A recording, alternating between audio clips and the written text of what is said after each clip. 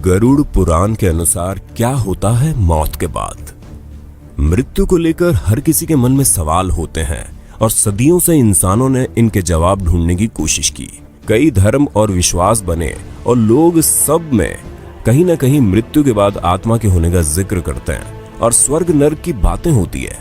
जब भी हमारा कोई दोस्त या घर का कोई सदस्य मरता है तो हम अक्सर ये सोचते हैं कि अभी वो कहाँ गए होंगे, या ऐसे ही बैठे बैठे कभी याद आती है तो हम सोचते हैं क्या वो अभी भी हमारे आसपास हैं, हमें सुन रहे हैं, या फिर दूर आसमान में तारा बन चुके हैं, या कहीं है ही नहीं और मृत्यु के बाद सब खत्म हो जाता है।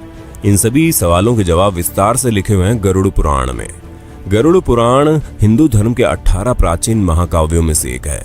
ये वैष्णवी साहित्य का एक भाग है और भगवान विष्णु और गरुड़ के बीच मनुष्य जीवन के अर्थ को लेकर वार्तालाप के रूप में लिखा हुआ है। गरुड़ पुराण में मृत्यु के बाद जीवन, अंतिम क्रियाक्रम और पुनर्जन्म जैसी बातों पर विस्तार से चर्चा है। इसलिए हिंदू धर्म में इंसान की मृत्यु के बाद आखिरी क्रियाकर्मों के समय इसका उच्चारण किया जाता है। हमने आपके लिए गरुड़ पुराण से खासकर इन्हीं सवालों के जवाब ढूंढे हैं और इस वीडियो में बताने जा रहे हैं। आप इसे ठीक से समझने के लिए अंत तक जरूर देखिए और सब्सक्राइब करना ना भूलें, क्योंकि हम ऐसे जीवन से जुड़े रहस्यों पर वीडियोस बनाते रहते हैं। तो चलिए फिर शुरू करते हैं। मृत्यु के बाद क्या होता है। मृत्यु के ठीक पहले, मृत्यु के दौरान और मृत्यु के बाद क्या होता है, ये गरुड़ पुराण में अच्छे से समझाया गया है। जब एकदम से कोई इंसान की मृत्यु होती है तो हमारा रिश्ता एकदम से टूट जाता है और अक्सर ये कामना करते हैं कि क्या उनसे फिर कभी मिलना होगा या बात हो पाएगी। असल में मृत्यु एक बहुत ही इंटरेस्टिंग प्रक्रिया है और कुछ भागों में ये पूरी होती है, जो कि इस प्रकार है। नंबर 1, अर्थ सोल चक्रों से डिस्कनेक्शन। मौत से लगभग 4-5 घंटे पहले इंसान के पैरों के नीचे स्थित अर्थ सोल चक्र अलग हो जाते हैं, जिसका मतलब है धरती की सतह से संबंध टूट जाता है। इंसान की मृत्यु से कुछ घंटे पहले उसके पैर ठंडे पड़ जाते हैं। जब मृत्यु का सही समय आता है तो कहा जाता है कि मृत्यु देवता यम आते हैं और आपकी आत्मा को लेकर चले जाते हैं। नंबर 2, एस्ट्रल कोड टूट जाता है। जब मृत्यु होती है तो एस्ट्रल कोड टूट जाता है, जो कि एक तरह से शरीर और आत्मा के बीच का कनेक्शन है। इस कोड के कटने से आत्मा शरीर से मुक्त हो जाती है और शरीर से बाहर और ऊपर निकल जाती है। अगर इतने लंबे समय तक शरीर में बने रहने की वजह से आत्मा को उसे छोड़ने में मुश्किल आती है तो वो छोड़ने से मना करती है। वो शरीर से निकलकर वापस घुस जाती है और इधर उधर गति करती है। हमें ये मरने के बाद चेहरे, हाथ या पैरों के मामूली हिलने से पता चलता है। जैसे हमारे लिए किसी की मृत्यु को स्वीकार करना मुश्किल होता है, वैसे ही आत्मा भी शरीर की मृत्यु को मानने से इनकार कर देती है और तब भी जिंदा रहने का एहसास रहता है। लेकिन एस्ट्रल कोड टूटने से ये शरीर से अलग हो चुकी होती है और वो वहां नहीं रह सकती। उसे शरीर से निकलकर ऊपर की तरफ जाना ही होता है, क्योंकि कोई चुंबकीय बल होता है जो उसे ऊपर की तरफ खींचता है। नंबर 3, भौतिक शरीर का अंत। इस चरण में आत्मा को उस कमरे में मौजूद लोगों के विचार एक शोर की तरह सुनाई देते हैं। वो चाहे उसके घर वाले हों या कोई भी, आत्मा उन सब से बात करने की कोशिश करती है और चिल्ला चिल्ला कर कहती है कि मैं अभी मरा नहीं हूं, लेकिन उसे कोई नहीं सुन सकता। धीरे धीरे आत्मा को एहसास होता है कि वो शरीर मर चुका है और वापसी का कोई तरीका नहीं है। इस चरण में आत्मा लगभग 12 फीट या कहो कि छत की ऊंचाई पर तैर रही होती है और आसपास हो रहा सब कुछ सुनती और देखती है। नंबर 4, शरीर से छुटकारा।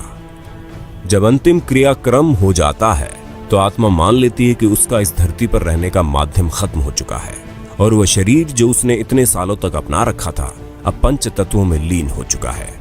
आत्मा तब एकदम आजादी महसूस करती है और शरीर में रहते समय जो भी सीमाएं और रुकावटें थी वो अब खत्म हो चुकी हैं और आत्मा बस सोचने से ही कहीं भी आ जा सकती है।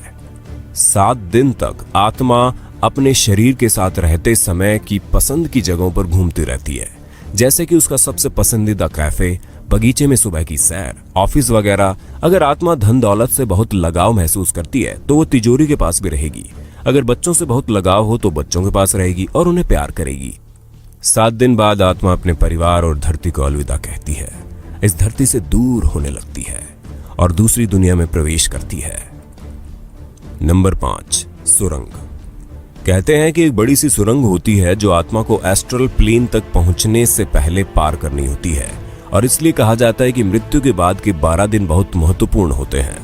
हमें सारे अंतिम संस्कार और रीति रिवाज ठीक से करने होते हैं और प्रार्थना करनी होती है। हमें आत्मा से क्षमा याचना मांगनी पड़ती है ताकि वो अपने साथ कोई भी नकारात्मक भाव जैसे कि दुख, क्रोध या नफरत अपने साथ न ले जाए। कम से कम उसके परिवार और नजदीकी रिश्तेदारों को यही करना चाहिए। ये सारे रीति रिवाज, प्रार्थनाएं, सकारात्मक ऊर्जा आत्मा के लिए भोजन का काम करती है और उसे आगे की यात्रा में मदद करती है। उस सुरंग के अंत में बहुत तेज रोशनी होती है जो ये दर्शाती है कि वो एस्ट्रल वर्ल्ड में प्रवेश कर रही है। लेकिन अगर उसके घर वाले रीति रिवाज और प्रार्थना नहीं करते तो आत्मा सुरंग को पार नहीं कर पाती और फिर यही धरती पर फंस जाती है। वो ना तो एस्ट्रल प्लेन तक पहुंच पाती है और ना ही धरती पर कोई शरीर में होती है, इसलिए धरती पर ही भटकती रहती है।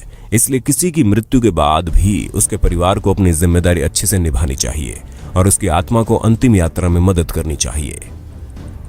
नंबर 6, पूर्वजों से मिलाप। मृत्यु के बाद 11वें और 12वें दिन हिंदू सभ्यता में लोग होम, प्रार्थनाएं और रीति रिवाज करवाते हैं, जिससे आत्मा अपने पूर्वजों, नजदीकी दोस्तों, रिश्तेदारों और मार्गदर्शकों से मिलती है। पहले से मृत पूर्वज उसका ऊपरी दुनिया में स्वागत करते हैं और गले लगाते हैं, जैसे हम धरती पर अपने दोस्तों और परिवार को बहुत समय बाद मिलने पर लगाते हैं। उसके बाद आत्मा अपने मार्गदर्शकों के साथ धरती पर पूरी की हुई जिंदगी को महान कार्मिक बोर्ड की मदद से गहनता से परखा जाता है। यहीं पर एक दिव्य प्रकाश की उपस्थिति में पूरा जीवन देखा जाता है। नंबर 7, जीवन का सार। यहाँ पर कोई जज नहीं होता और ना ही कोई भगवान। आत्मा खुद ही अपनी जिंदगी की समीक्षा करती है, जैसे पूरी जिंदगी वो दूसरों को जज करती थी। आत्मा अपने साथ हुए बुरे के लिए क्रोधित होती है और बदला लेने की इच्छा रखती है। किसी का जो बुरा किया है उसके लिए पछताती है और उसके लिए खुद ही सजा मांगती है। जैसे कि आत्मा शरीर से और अपने मैं से नहीं जुड़ी होती, इसलिए आखिरी फैसला उसके अगले जीवन का आधार बनता है और इसी आधार पर आत्मा ही अगले जीवन के लिए रूपरेखा तैयार करती है, जिसे ब्लूप्रिंट कहते हैं। हर घटना और मुसीबतें जो झेलनी होगी और हर चेतावनी जिसका सामना करना होगा इस एग्रीमेंट में लिखी जाती है। यहाँ तक कि आत्मा उम्र, व्यक्तित्व और हालात भी खुद ही चुनती है।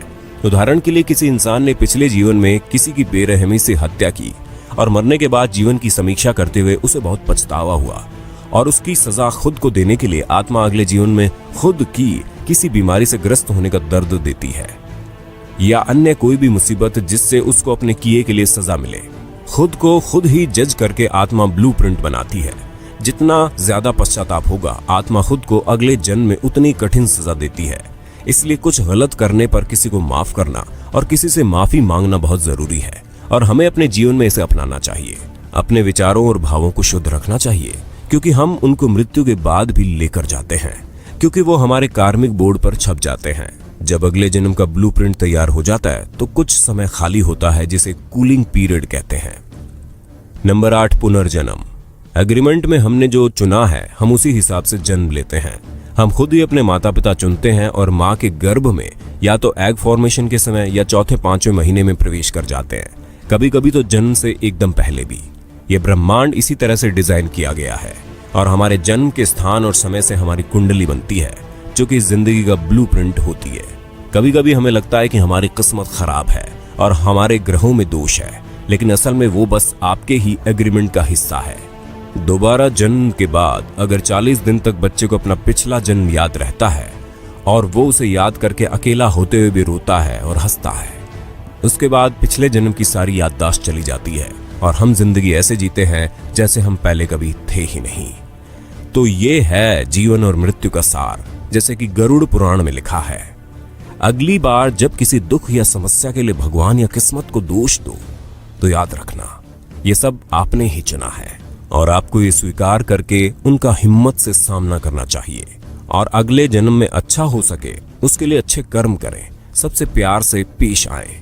आपके घर वाले, दोस्त या हर कोई जो भी जीवन में आता है वो बस अपना किरदार निभा रहे हैं उस फिल्म में जो आपने ही लिखी है और डायरेक्ट भी की है। इसलिए हम कभी मरते नहीं हैं, ये सफर चलता रहता है और हम दोबारा मिले इसके बीच में एक लंबा ब्रेक हो सकता है और कुछ नहीं। दोस्तों, ऐसी अन्य जानकारी के लिए चैनल को जरूर सब्सक्राइब कर ले और बेल आइकॉन जरूर दबा देना। फिर मिलते हैं नई वीडियो में। धन्यवाद।